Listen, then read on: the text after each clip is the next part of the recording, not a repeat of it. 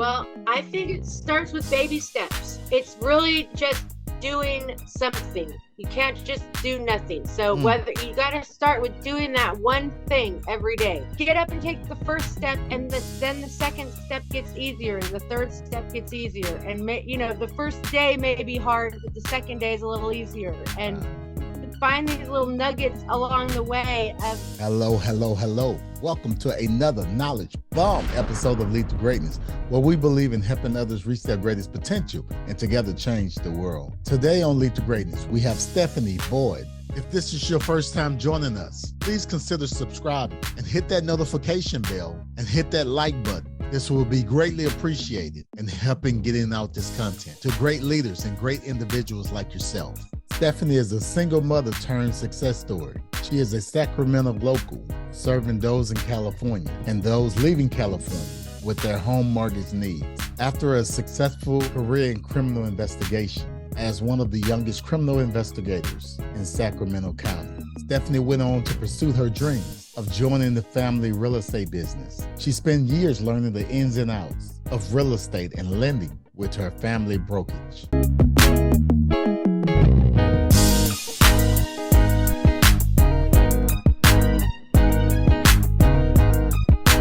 This is Cedric Francis, and you're listening to Lead to Greatness. I am Stefani Boyd, broker, and you can find me at stefaniboyd.com. Teenage mom turned criminal investigator. It was definitely a challenge. There were a lot of roadblocks, and frankly, there were times when I had no idea what I was doing or what I should be doing. But the one thing that I constantly knew was that I needed an education, and I needed to get out of high school and go straight to college. So one thing I found out early on was high school was never going to pay me, and I could go to college and get financial aid. So I got some student loans, some grants, and that helped with living expenses. I did have part-time jobs. I worked for my family also. My mother was very supportive when I was young, and she helped with the rent. And in return, I did all of her mailers. So I got like 1,000 letters a week that I had to sign with her name, fold them, stuff them, lick the envelopes, address everything. And that was how she built her real estate business. So I helped with the marketing, and I went to school, and I just really found, I think one of the key things that I was able to do was really focus my attention on my goal, which was simply to be a mom that my son would be proud of. I could not live with the idea of like being a disappointment to my kid and fulfilling every naysayer's projection that I was going to be a teenage mom statistic. Just a tragic statistic is what I think the expectation is when you're 15 and you say that I'm going to be a mom by the time I'm 16. I was up against some prejudgments and everything, and I knew that it was going to take some effort to beat the statistics. And so I started off in the world in my first career as a criminal investigator, straight into murders and felonies and serious crimes. And I did that for about 5 years while I concurrently watched my mom and my sister build the family real estate business. In 2000, I decided to get my real estate license and jump ship from the county, join the family company, and get my license. Okay. So I've been licensed since 2000. And 23 years of ups and downs in the real estate industry has been quite an education. Within the family real estate business, you getting a real estate license, like what type of real estate are you guys, areas you guys working in? So we're in Northern California, and we have always specialized in first-time buyers and getting young couples into their first home. And as the years progressed, we helped some of our clients' kids buy homes. And, now I imagine at some point in the near future, we'll be helping people's grandkids buy a home. we cover all aspects of real estate. Okay. I'm an NMLS broker and a real estate broker. Okay. So I handle the lending. We do all kinds of conventional, non-QM, government loans, whatever kind of lending needs, Mm, as well as typically we represent mostly the buyers. I mean, we represent sellers too in listing agreements. mhm. I like Yeah. to fancy myself as a freelance philosopher. You're a single mom, you're going to school, but you're working with your mom. I know that you're learning in the process. So I mean you're working, but you're learning the criminal justice system and that experience you had with your mom. How did that shape your trajectory of your career versus you getting into living on purpose? Wow. Well, I mean, growing up, I definitely watched my mom navigate the world as a single mom as well at times. Her and my dad divorced when I was like about 7 or 8. So Mhm. then after that, I watched her become an entrepreneur. She learned how to become an advertising agency was her first business that she started. She teamed up with her stepdad and they started an ad company and she just figured it out, started selling ads and marketing advertising. And then along the way, for whatever reason, she turned and went into real estate. She started with appraisals and then she learned about the valuation of real estate, and then she decided to go from getting her appraisals license to her real estate license to becoming a broker and then learning how to do loans. And so I think I was just lucky enough to watch a very strong role Yeah, model just really navigate the business world out of necessity because yeah. nobody was going to do it for her. Sure. Nobody was going to do it for me. If you don't have a rich family supporting you and paying your way, then you just really have to figure it out and get on the good foot and get it together, or else you're going to have nothing. And that Yeah. was not an option if I was going to make my son proud of his mom as per my plan. Wow, wow, wow. So You said something which is cool. You said no one is going to do it for you. Is that something your mother echoed with her voice, or she echoed with her walk, or you seen a little both? I think maybe if I really dig down into history, I would say that maybe because my mom was working all the time, she was a single mom, she had to struggle through learning these businesses. My brother and my sister and I were left to kind of fend for ourselves at times. I mean, this Mm, is the 80s where latchkey kids were the norm, you yeah, know. So we were used to basically raising each other. We get ourselves out to school in the morning. During growing up, there was a time when my mom was selling timeshare. And so she would actually be out of town for the weekend. And my brother and sister and I would just have the run of our house. I think my sister was about 13 or 14. My brother and I were like 8 and 9 and 10, 11 in that area. It was really, feed yourself because nobody's going to make dinner for you. yeah, Get yourself on the bus, wake yourself up. yeah. Nobody is going to do any of that for you. Mm, And that's just, I guess, what happens when you're in the middle of that struggle type of situation. yeah, And I think it builds character, responsibility, and definitely a certain type of work yeah, ethic when yeah. aware of your own need to do the things to survive, really. Yes. I just hear relentless, relentless, relentless. I mean, you and your mother. I mean, what you said your mother did, because talking to you, said your mom did this, your mom did this, your mom did this, your mom did this. And she was just relentless at getting it done. And here you are, her daughter, following the footsteps, getting it done, relentless, relentless, relentless, doing what needs to be done. I think that is something that we all can learn from you and your mother. I mean, that is so amazing how you didn't take no for an answer and you just kept going. And what I've learned from interviewing successful entrepreneurs. I mean, this right here is episode 141. So I've interviewed over 100 successful entrepreneurs. And the story, the ones that made it, is the one that were relentless. And I hear you, and it's echoing, and it's the principle that I hear from almost every interview, this relentless behavior, not allowing life to stop you. I think this is awesome.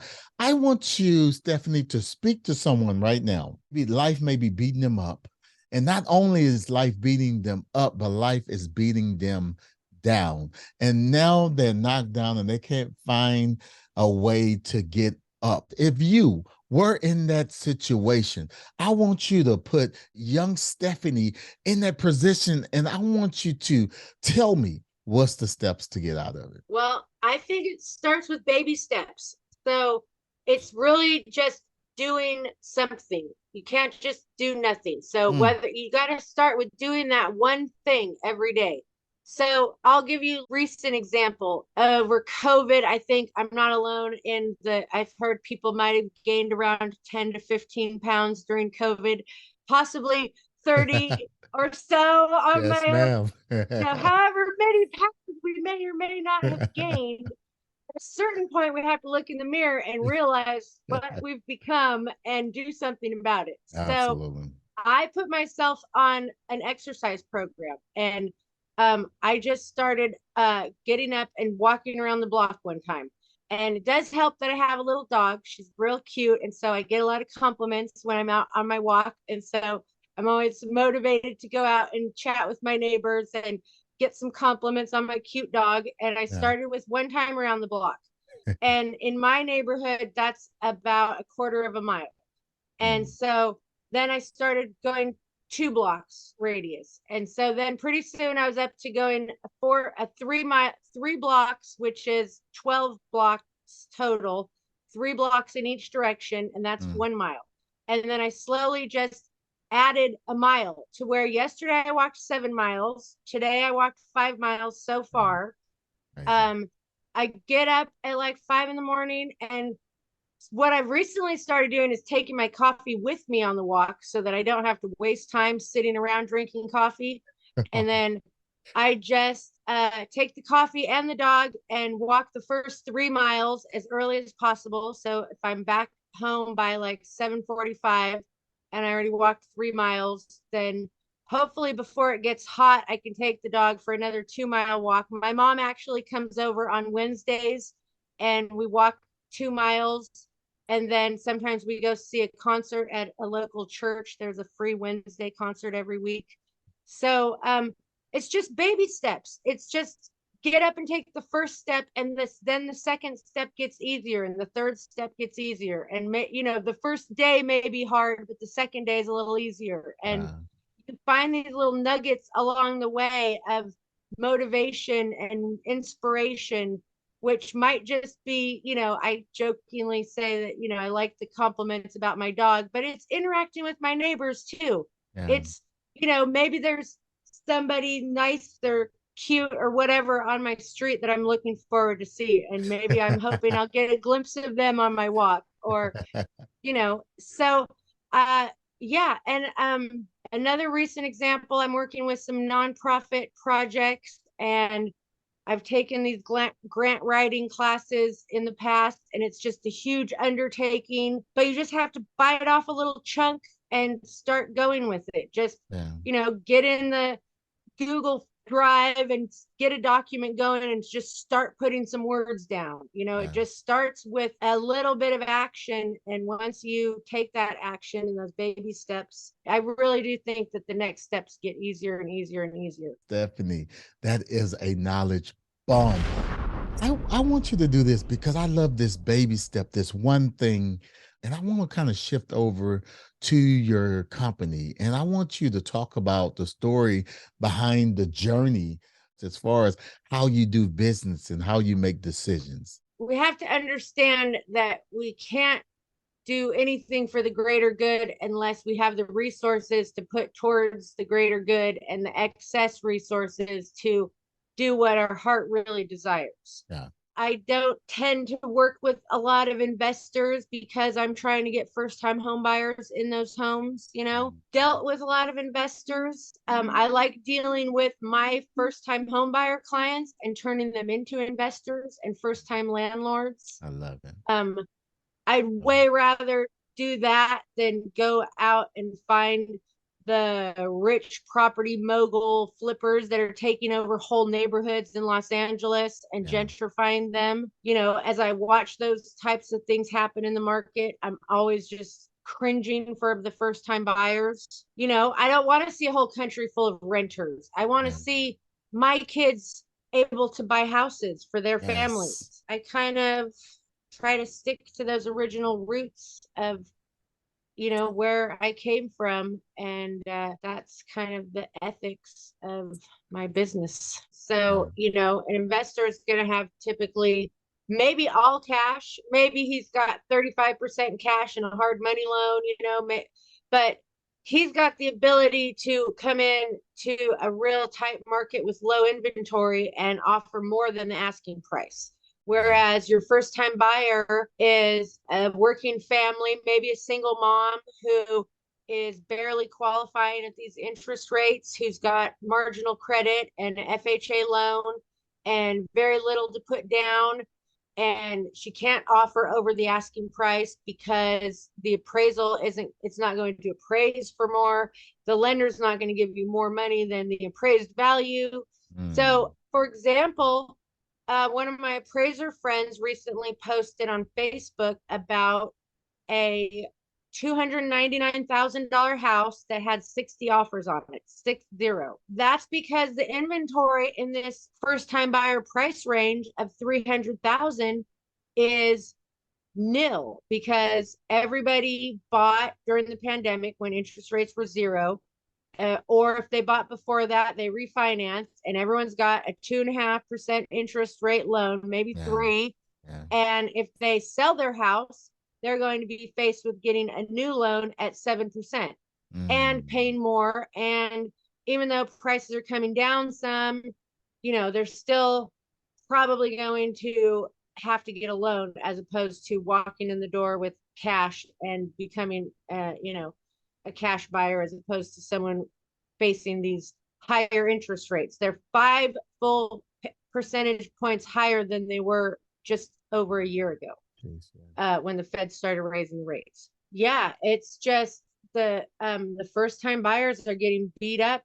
And so therefore, in my market of California, a lot of first time buyers are moving away, fleeing out to Texas, Tennessee, Kansas, Kentucky. I've seen a lot of real affordable property for sale in Kentucky. I know some investors who are buying up houses in Kansas for 20, 30, 40,000 and buying a whole bunch of them and then renting them out. And they're just going to hold on to them, rent them out for a long-term investment. It would be great to see some owner occupants buying those houses, and then you have to live in Kansas, of course, but people live in Kansas right now. So I'd rather see somebody buy a house and get a loan and become a homeowner themselves than one more renter for these California investors out here buying up 20 houses in Kansas. So it's a big conversation, So, I mean, of course, I would recommend my son to own investment property someday and capitalize on that magnification of his wealth and everything. But then he's not especially stoked on the idea of being a landlord. I mean, being a landlord does come with its own set of headaches. What if you have to evict somebody? What if they trash your house? So that's aside from the whole competition aspect of these investment firms coming in and just bullying all the first time buyers out of the market. It really takes a special seller who wants to deal with a first time buyer as opposed to an investor in a market where you're looking at 60 offers. Because what if one of them's 100,000 over the asking price? Are you going to take that one from, this investment conglomeration, or are you going to take the FHA offer that's 5,000 under because you want to help a nice young family? Like, most people are going to take the extra cash. Yeah. So quite the predicament for sure. Some tips. So maybe top 3 tips or advice that you could share in this particular marketing journey. I would definitely advise to have a cushion. You've got to have some amount of money saved up to get your business started, or you've got to keep your part-time job, work remotely. Mm, Uh, you've got to have some kind of backup plan because, especially in this market, real estate is feast for famine. It's a cyclical industry, and there are bubbles and bursts, and yes. I think we are seeing the end of the bubble depending on where you're located. Certainly in Kansas, the real estate is selling. People are moving there from here, for example, Kentucky, whatever. California agents are having a very rough time right now. It's a really good idea to diversify your efforts, diversify your support base. I got my insurance license last year just so that I could start offering insurance services to my existing client base, in terms of supplemental disability policies, or I could sell them their homeowners policy if I wanted to. I mean, truth be told, I don't love selling insurance at all. It is actually the most boring thing to talk about, and it's way more boring than talking about real estate. I'm willing to do it. I'm willing, so you got to have some hustle in this industry. Yeah. Side hustle, Mm, backup plan, whatever you want to call it. Unless you're just fearless and you're just ready to jump in feet first, with a really solid marketing plan, and you're just ready to just do whatever it takes. You're going to pound the pavement, you're going to send out mailers, you're going to go to every networking event, you're mm. going to there's a kid around the corner from me who is a new agent, and he's having open houses at a listing around the corner. When I say kid, he's 20 years old, and he is just a go-getter. He's just Uh, out there he's out there scrapping up open houses for any agent. He doesn't have any of his own listings, but wow. he is out there hosting open houses for anyone who will let him. It's amazing. He's going around. I met him because I was having a yard sale. So he came over to leave some flyers at my yard sale, and he's leaving his open house signs all everywhere. And I have gone for several walks in the weeks since then, and I've seen his open house signs, 8 or 10 blocks away, and they're spread out. He's got a lot of them. So he's Wow. just pounding the pavement. He's putting in the effort. He's talking to everyone who comes through the door as a potential client, as someone he can potentially serve and help with their real estate needs. Even though he's very young and doesn't hardly know what he's talking about, it's really showing up and making the effort that counts, and Oh, he'll learn along the yes. way. That's a knowledge Yeah, bomb. I got a lot of respect for this kid. Yeah.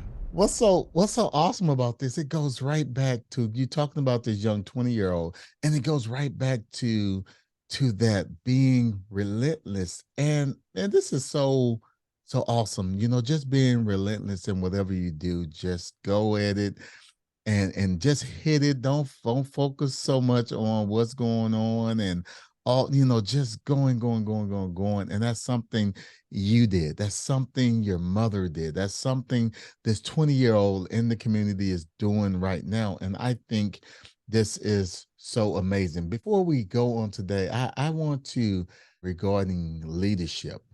What are some practical leadership growth tips, tools, advice that you can share with the Lead to Greatness community to help us reach our greatest potential? Well, I'd say that the best leaders are the best volunteers, and I've learned to lead and my own company through being a very religious volunteer in other organizations. So I find that when you go outside of your own expertise to volunteer in a different venue, in a different world, you can find out a lot about the structure of different agencies, and really think of things that you may not have thought of before in a traditional real estate / mortgage setting. Or maybe I don't even know what is a traditional real estate / mortgage setting, because all I know is my own family business. So I know how we decided to run things. I know how I've decided to organize things.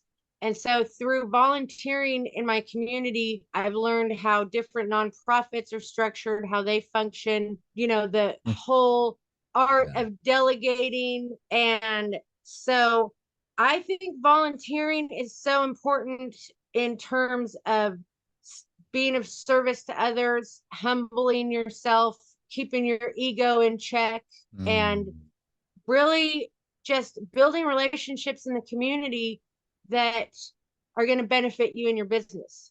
So when you go and you show up to nonprofit agency and you're just there to help and volunteer your time once a week on a Monday or once a month on a Sunday or whatever that looks like in your schedule, as you go about meeting and hanging out with the other volunteers who are doing this work, they find out what business you're in, you find out what business they're in, and you build these relationships and you build a trust, credibility, rapport, all of the things that go along with getting people to like you and trust you and want to do business with you. That is a knowledge bomb, that volunteer experience that opened up doors. And not only that, you said something that's so important, those relationships. I met so many amazing people. Somebody said this that I met. They said, be resource rich. And I'm like, whoa.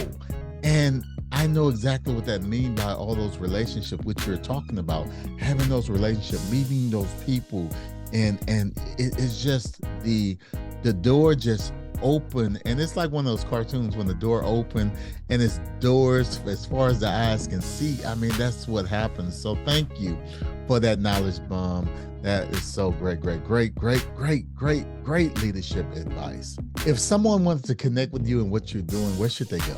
Well, first of all, I always encourage people to pick up the phone and give me a jingle. I'm at 916-215-9811. And they can find me through my website, StefaniBoyd.com.